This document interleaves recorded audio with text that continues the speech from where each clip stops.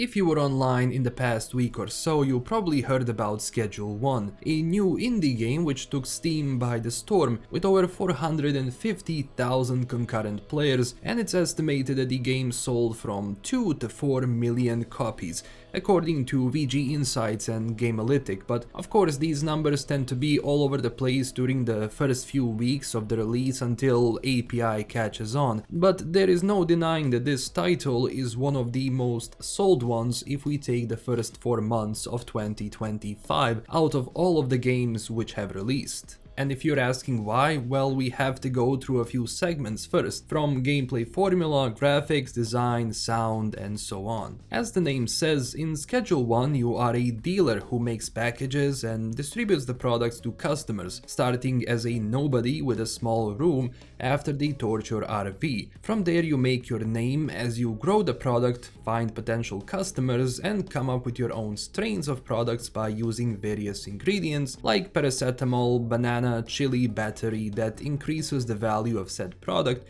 so you can increase the addiction of your customers and ultimately charge them more money. Each NPC in the game has its own taste and preference that you will have to pay attention to, so they will like your free sample and ultimately become your customer and buy more from you. For the sake of YouTube, I will have to be very careful how I say the name of products, because even Balatro got age restricted, so I don't know what to expect with this video. So at the start you will begin with green and later on you can move on to, well,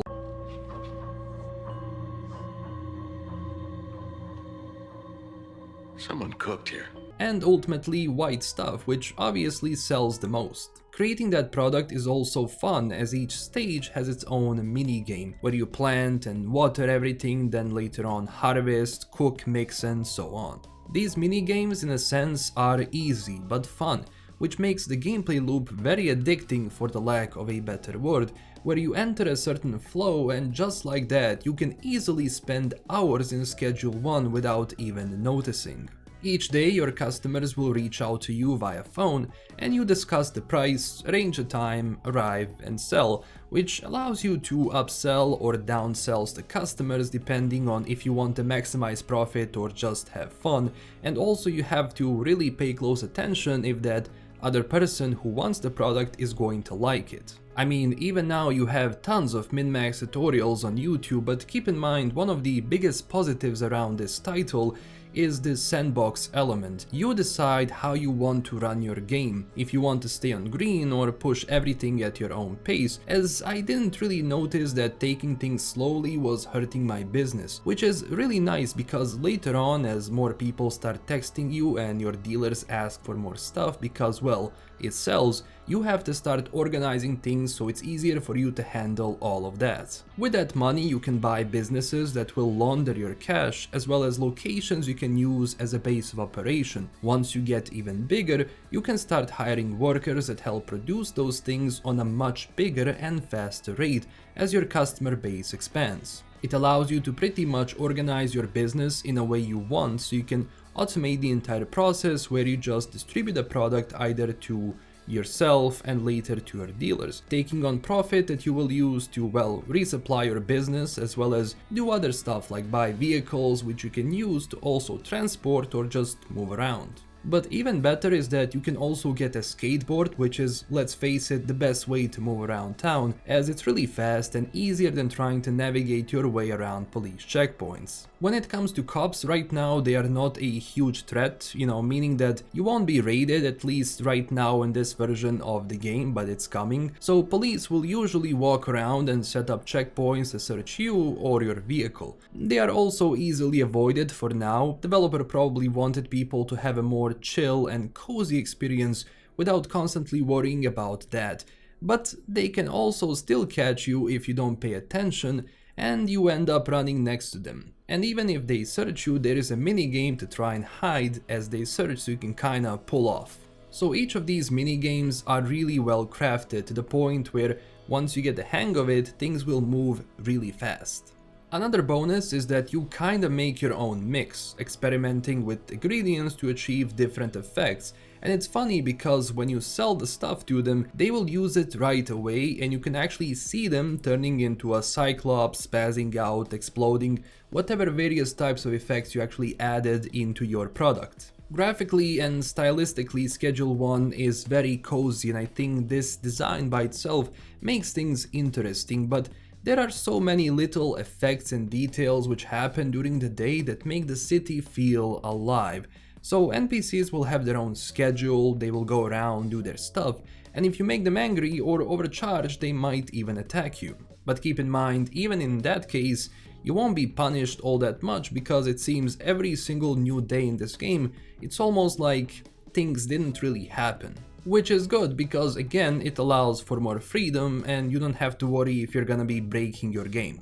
There are also various sound effects like a random gunshot, police sirens that make you feel like, hey, these NPCs are up to something, they're doing their own thing, even though you might not see all of it. Also, each day you have until 4 AM when you have to go to sleep to progress, where you earn XP, level up and unlock more regions to sell in, and access to more ingredients as well as machines that you will use to produce that. Your dealers will also go around town selling stuff, and you can even see that as they work, which makes me proud to skate around town and see that things are happening in front of me and not just something in the background where, you know, their profit increases and you just pick it up and that's it, which makes for a pretty much dead town. That's boring, this is not, which is also another plus. So I made this operation where I produce... Yeah, Mr. White! Yes, science! And white stuff, although keep in mind I'm still sorting out how things will flow. As you see, I have botanists that plant everything, chemists mixing stuff, and a handler who was packing stuff for me, but I noticed that they are more useful just to pay people, as I just have them delivering money to beds of employees so they can continue to work. There are also cleaners, as you produce trash, so unless you don't want to do it yourself, better have someone who will keep the place tidy. And trash plays a good role in this game, especially at the very start, because you can go around town, basically put trash into these recycling bins to make some money back, or just keep the place clean while you make it, well, yeah. By combining all of these gameplay elements, we arrive to something which is very well thought out, and developer has been very active updating the game with new stuff alongside bigger stuff which is planned for the future. Considering that this title is 1950, there is no surprise that a game which can easily provide you 40 hours if you are not fully invested in, and who knows how many hours if you are really invested in this game, a lot of people see this as a good deal, which rewarded the game with 96.81% positive reviews at the time of making this video. I also got a bit too involved in this, as I like these sort of management, style titles a lot, so this is a fix I have been waiting on for quite long. Schedule 1 also has a lot of potential to grow. This is one of those things that can evolve a lot, considering this is just a start of what developer wants for the game. And if this continues with this trajectory, I really think that this will go on for a long time. Because new peaks have been happening every few days as word of mouth goes around town and more people get into it. And considering that this title just came out, there are of course some bugs and glitches here and there, but to be honest, most of the game was flowing really well to the point where it's just easy to play it, and of course later on you might run into some issues, but a quick exit and enter again into the basically your save fixes most of it. And look, there is so much charm in this world created by Tyler that I feel like having a game just come out of nowhere and does what it does proves that there is so much complexity in simple things that create these unique scenarios which keeps you invested, because simplicity is really hard to actually achieve in gaming, to the point where that simplicity makes the game interesting, it makes the game detailed. Review-wise, I absolutely love this, and to be honest, I'm really invested to see where this goes and how this trajectory of players continues. Plus, I always like when indie devs succeed. We live in a time where publishers, AAA ones, of course, try to monetize their audience to wild extremes, and I think some of them forget that ultimately game is what matters. formula is what matters, especially in Schedule 1, but you see where I'm going with this. Yes! Hell yeah! Hey, come on, baby! Come on! Yes! Come on! Ah! Yes! Yes! Considering also community around this game has been very active and they have been doing various things from like making a wiki, then trying to make basically a calculator for formulas, because each formula you create is going to bring you more or less money, so you can actually see it in your tab. Like, the more you experiment with stuff, the better it's going to be, because you also have to take into account how much are you going to sell it for and how much is it going to take you to produce all of that. And I know this is not the usually type of games I play on this channel, but I feel like this success must be covered. And look, if I play the game off camera and if I really like it, I will of course cover it, because this is fun. If you want, of course, I can make more videos about this, but if you played, let me know down below what do you think about all of this and what are your thoughts on where this game will go from here. So that's all for today. If you enjoyed this video, consider liking and subscribing for more, and join our community on Twitter and Discord. Huge thanks to my current Patreon supporters, and this is LastKnownMeal signing out, and I will see you very soon with a new video. Bye bye.